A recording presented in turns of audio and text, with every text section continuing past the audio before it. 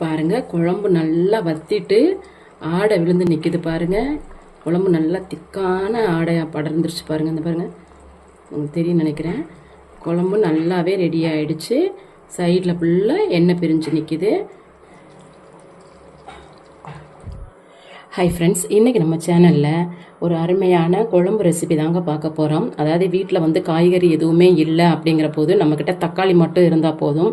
தேங்காய் எதுவுமே சேர்க்காம தக்காளி குழம்பு எப்படி பண்ணுறது அப்படின்னு சொல்லிட்டு பார்க்க போகிறோம். வாங்க இப்போ நம்ம வீடியோக்குள்ளே போயிடலாம்.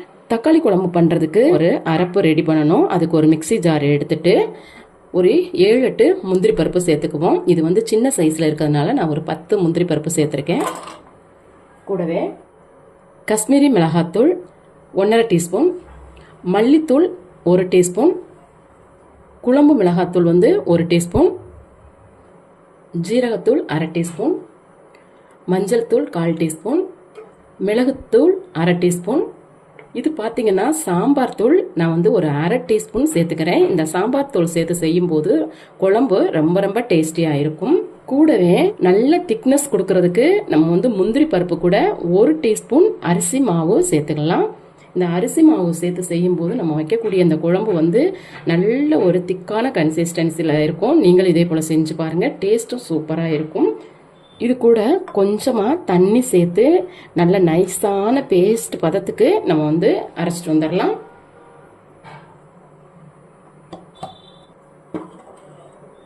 பாருங்க, நம்ம வந்து இப்போ மசாலா பேஸ்ட்டு அரைச்சிட்டு வந்துட்டோம். மசாலா பார்த்தீங்கன்னா இந்த அளவுக்கு நல்லா நைஸாக அரைச்சிருக்கணும். அப்போ தான் நமக்கு வந்து குழம்பு வந்து நல்ல திக்கான கன்சிஸ்டன்சியில் கிடைக்கும். இப்போ வந்து நம்ம தக்காளி குழம்பு வைக்கிறதுக்கு மசாலா பேஸ்ட் வந்து ரெடி பண்ணிட்டோம். நம்ம வாங்க இப்போ தக்காளி குழம்பு எப்படி பண்ணலான்னு சொல்லிட்டு பார்க்கலாம். தக்காளி குழம்பு பண்ணுறதுக்கு ஒரு கடாய் அடுப்பில் வச்சு நல்லா சூடாயிடுச்சு. 3 டேபிள் ஸ்பூன் அளவுக்கு எண்ணெய் சேர்த்துக்குவோம். எண்ணெய் நல்லா சூடாயிடுச்சு. 1/2 டீஸ்பூன் சோம்பு சேர்த்துக்கலாம். கூடவே 1/2 டீஸ்பூன் கடுகு. கடுகும் பெருஞ்சீரகமும் நல்லா பொரிஞ்சிருச்சு. இப்போ ஒரு 3-4 வரமிளகாய் சேர்த்துக்கலாம். வரமிளகாய் நல்லா பொரிஞ்சிருச்சு. இப்போ ஒரு முழு பூண்டு எடுத்து சின்ன சின்னதாக நறுக்கி வச்சிருக்கேன், சேர்த்துக்கலாம். பூண்டு சேர்த்து எண்ணெயில நல்லா வதக்கிக்குவோம்.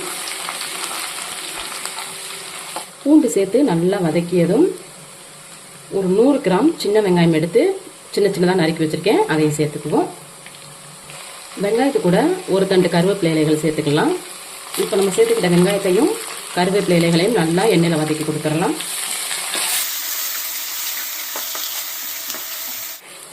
வெங்காயமும் கருவேப்பிலையும் சேர்த்து எண்ணெயில் நல்லா வதக்கிட்டோம். பாருங்கள், நல்லா சுருண்டு வந்துருச்சு. இந்த நேரத்தில்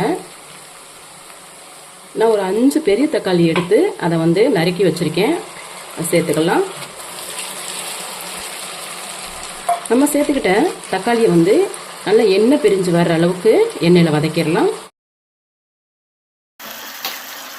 இந்த தக்காளி பார்த்தீங்கன்னா நல்லா குழஞ்சு வெந்து வரணும். தக்காளி நம்ம சேர்த்துருக்கதே இதில் தெரியக்கூடாது, அந்த அளவுக்கு வதக்கி எடுத்துக்கணும். தக்காளி சீக்கிரமாக வதங்கிறதுக்காக கொஞ்சமாக உப்பு சேர்த்துக்குவோம். இந்த உப்பு பார்த்தீங்கன்னா இந்த தக்காளி குழம்புக்கு தேவையான மொத்த உப்பையும் நான் இந்த இடத்துல சேர்த்துக்கிறேன். சேர்த்து நல்லா கலந்து விட்டுருவோம் தக்காளி கூட.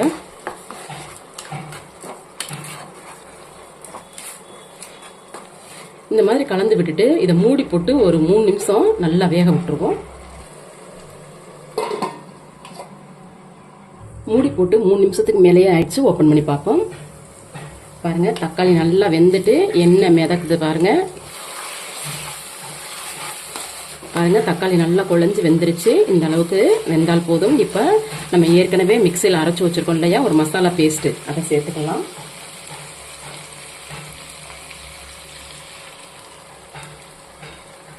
மசாலா பேஸ்ட்டு சேர்த்து நல்லா எண்ணெய் பிரிஞ்சு வர்ற அளவுக்கு நம்ம வந்து நல்லா வதக்கிக்கலாம்.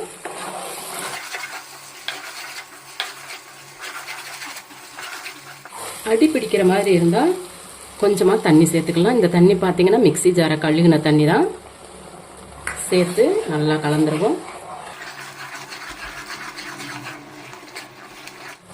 பாருங்கள், நம்ம சேர்த்துக்கிட்ட மசாலா நல்லா எண்ணெயில் வதங்கிட்டு எண்ணெயும் மேலே வந்து பெரிய ஆரம்பிச்சிருச்சு. இப்போ இந்த தக்காளி குழம்புக்கு தேவையான தண்ணி சேர்த்துக்கலாம். நான் வந்து மிக்சி ஜாரை கழுகி வச்சிருக்கேன், அந்த தண்ணி வந்து சேர்த்துக்கலாம்.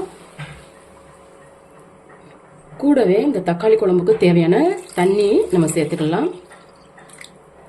நான் வந்து திக்கான கன்சிஸ்டன்சியில் வைக்கிறேன். உங்களுக்கு எந்த அளவுக்கு கன்சிஸ்டன்சி வேணுமோ அதுக்கேற்ற மாதிரி தண்ணி சேர்த்துக்குங்க. இப்போ தண்ணி சேர்த்து நல்லா கலந்து விட்டுருவோம். தண்ணி சேர்த்து நல்லா கலந்து விட்டுட்டு இந்த குழம்ப ஒரு 7 to 8 நிமிஷம் மூடி போட்டு நல்லா கொதிக்க விட்டுருவோம்.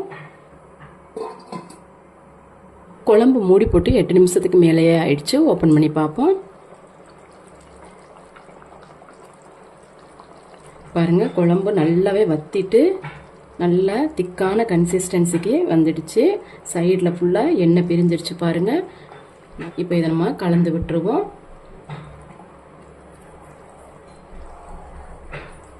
இந்த மாதிரி கலந்து விட்டுட்டு இப்போ இதில் கொஞ்சமாக மல்லி இலை அல்லது கருவேப்பிலை இலைகளை வந்து தூவிக்குவோம். நான் வந்து கருவேப்பிலை இலைகள் வந்து தூவுறேன். கருவேப்பிலை இலைகள் சேர்த்து கலந்து விட்டுருவோம். கலந்து விட்டாச்சு. பாருங்கள், நமக்கு இப்போ அருமையான நல்ல டேஸ்டியான தக்காளி குழம்பு ரெடி ஆகிடுச்சு. இந்த குழம்பு பார்த்தீங்கன்னா சாதத்து கூட வச்சு சாப்பிட்றதுக்கும் அவ்வளோ ஒரு டேஸ்டியாக இருக்குங்க. அது மட்டும் இல்லாமல் இட்லி, தோசை, சப்பாத்தி இதுக்கெல்லாம் வந்து நல்ல ஒரு சைட் டிஷ்ஷாக இருக்கும்.